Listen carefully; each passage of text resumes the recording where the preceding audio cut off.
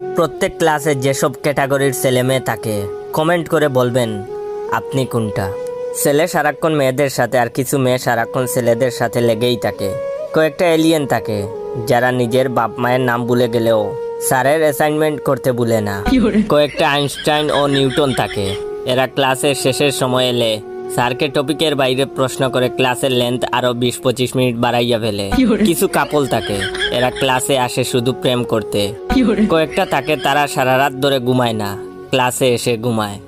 আবার কয়েকটা থাকে এরা কারোর সাথে কথাই বলে না, যেন শেষ সোসাইটির বাইরের মানুষ বা রোহিঙ্গা।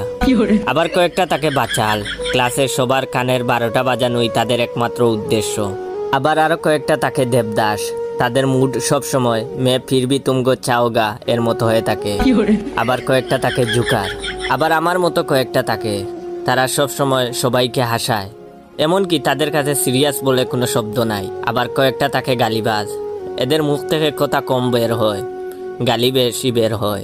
আবার কয়েকটা আছে ডিস্কো, তারা ক্লাসে এমন ড্রেস আপ মেকআপে আসে মনে হয় কারো ওয়েডিং প্রোগ্রামে আসছে। আবার কয়েকটা থাকে কবি টাইপ, একটু গম্ভীর লেখালেখি করে। আবার কয়েকটা থাকে হরমোন বিশেষজ্ঞ, কার দাড়ি উঠে নাই, কার বা উঠে নাই, এসব নিয়ে গবেষণা করাই ওদের কাজ। সব শেষে প্রত্যেক ক্লাসেই কয়েকটা কঙ্কাল আর গুলালু থাকবেই।